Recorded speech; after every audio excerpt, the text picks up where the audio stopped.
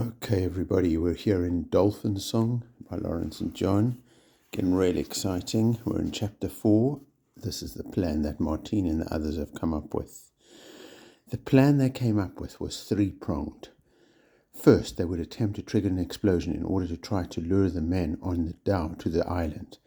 Then Claudius would distract them while Ben and Martine, as the only pair willing to volunteer for the job, would sneak onto the boat, assuming that there was somewhere for them to hide. Once at the divers' headquarters, they weren't exactly sure what they'd do when they got there, but their main aim was to find the cause of the dolphin suffering and to try to make contact with the outside world. That was the idea on paper, or at least on sand. Claudius sketched it out on Runway Beach with a stick. As they talked, the faces of the 7 classmates were grave. There was no fooling around. Everyone knew they could be venturing into the human equivalent of a shark tank. They made, Martine thought, a motley crew. They'd had a much-needed bath in the lake, but without soap and shampoo there wasn't much improvement. They were all sunburned or wind-blasted and much thinner, and their clothes were in a dreadful state. Sherilyn looked the most ridiculous in her faded pink pajamas with missing buttons, but Claudius was almost as bad in tattered jeans which hung loose on his reduced frame and a red sweater which was unravelling at one elbow. If he wasn't still delicate following his man-of-war encounter, Martine would have been sorely tempted to remind him how he taunted her for having holes in her jeans back in Cape Town. That said, anyone who saw Ben and Martine's stained t-shirts and threadbare denim shorts would have assumed they'd been castaways for a year, not 10 days. And Lucy's white tracksuit was a sight. Nathan and Jake had fared best in the clothes department. Jake's jeans and forest green yellow-collared Springbok rugby jersey was so hard-wearing they had barely been affected by his adventures. And apart from a few creases, Nathan's checked blue shirt and navy blue chinos were in relatively good shape. But none of them looked equipped to fight dolphin killers. It was phase 1 of the plan that bothered Martine the most. As the best swimmer and only person who knew anything at all about undersea explosives, and that was only secondhand from his dad, Ben had been nominated to swim out to the wreck and fix a string to a tripwire. He insisted to Martine that it was not as dangerous as it sounded. If they made the trigger too sensitive, then any old fish which bumped into it would cause an explosion, he said. She wasn't convinced. Nevertheless, she helped Lucy collect bark from the trees near the lake. The string in the survival kit was not long enough for their purposes, and Sherilyn worked as quickly as she could to add to it by weaving thin strands of bark together. Length was more important than strength. Regardless of what Ben said, it wouldn't take much to activate the tripwire. At 4 p.m. they all set out for Dolphin Bay. Ben with a fat coil of stringy bark wrapped around one wrist, Jake carrying a life jacket. Their strategy was simple. Ben would tie one end of the makeshift rope to the tripwire, assuming of course he could actually find it, and the other end to the wreck.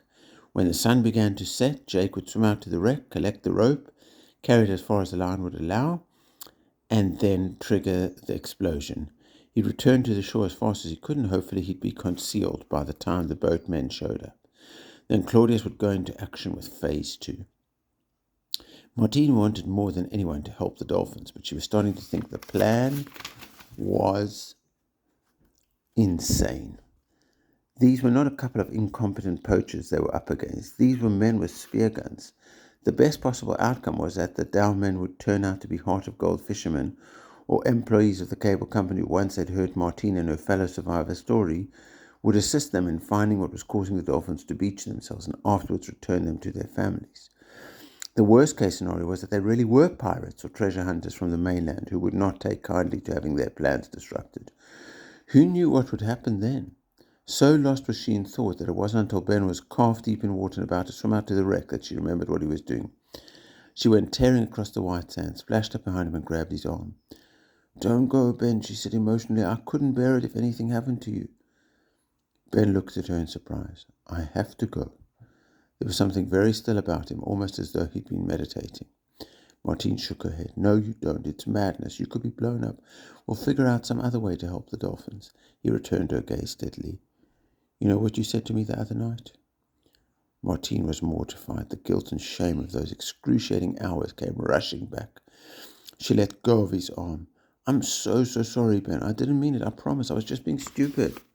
But Ben cut her short. "You were right about one thing. Sometimes it is important to stand up for what you believe in." He dived into the water and was gone. The first phase of the plan went very smoothly, almost too smoothly.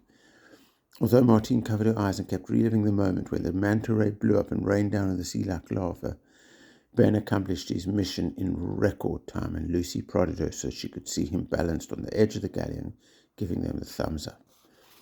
"Easy," he said as he waded from the turquoise water, but when he went to pick up a gourd to have a drink, Martine noticed that his hands trembled so much he almost dropped it. Next, they all sat down to crab soup, which was very watery because they'd only had time to find 3 undernourished crabs. "Nothing against your cooking, Sherilyn," Lucy said, "but if we ever get off this stupid island, I'm never going to eat another fish, crab, or coconut meal in my life. And a herd of stampeding buffaloes couldn't drag me camping. I wouldn't sleep in the freezing hard ground with bugs again if you paid me R1,000,000. Rand is the currency in South Africa. The hardest part was the goodbyes. They'd been through so much together, and nobody knew if they'd be separated for a few hours, a few days, or forever. Martine was doubtful that the closeness that now existed between the 7 of them would continue if they ever made it back to Caracol Jr. But she did know they would always share a bond. She would always be loyal to them and stand up for them because they had come through for her on the night of the dolphin beaching. 20 lives would not have been saved without them. Martine felt in her pocket for the ivory dolphin Jake had given her. He'd carved it that afternoon from the kernel of a palm fruit. "For good luck," he'd said. Martine couldn't believe it. She'd been beginning to wonder if he had a rugby ball for a heart. To Ben, Jake had extended his hand and said gruffly, "Oh, you're all right," which was the closest he ever came to a compliment. Sherilyn had given them each a perfect cowrie shell and a kiss on both cheeks, and Nathan had shaken their hands very formally and said, "See you later," as if they were tourists going out for a scenic tour of the islands and would be back in time for dinner. Lucy had just given them a hug and said in a choked-up voice, "If you find a phone, tell Luke I miss him. Don't forget about us, hey?" Claudius refused to say goodbye because he said that implied he was never going to see them again, and they had to think positively. They would see each other in days, if not hours. Even so, he punched Martine affectionately on the arm and said, "You'd better take care of yourself. You're not bad for an orphan."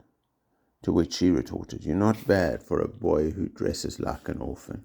And he burst out laughing. At sundown, Jake swam out to the wreck and set off the explosion. He raced back to the beach and joined Nathan, Lucy, and Sherilyn up on the ledge above Dolphin Bay. Ben and Martine concealed themselves among the rocks near the shore. They had bits of coconut in their pockets in case they had to go without food for a while. But Martine had left her survival kit with the others. If the plan worked, they'd hopefully be reunited soon. But in the meantime, the knife, torch, and other contents of the kit were essential for island living. All Martine had taken from it was the root ginger, in case of seasickness. For 20 minutes, nothing happened. The horizon stayed empty. Martine grew anxious. She tried to remind herself that the risk they were taking might save their lives and hurry her home to Jemmy and her friends at Salbona. But her doubts soon overwhelmed her. Her biggest terror was that there would be room on the dhow for only one of them, and that Ben would disappear into the blue and she'd have no way of knowing what had become of him. "If we can't go together, I don't think we should do it at all," she said, standing up and shaking the pins and needles out of her legs. "It's too dangerous. We should stay here and think of some other way to get rescued and help the dolphins." Ben looked up at her. "What if no one ever comes?" High on the rocky ledge, Nathan made get-down hand signals. Martine dropped to the sand. But it was not the dhow which appeared around the side of the island. It was a motorboat. This time, there were only 3 Africans on board, one in a diving suit. They swooshed to a stop near the wreck. Phase 2 of the plan was about to go into operation.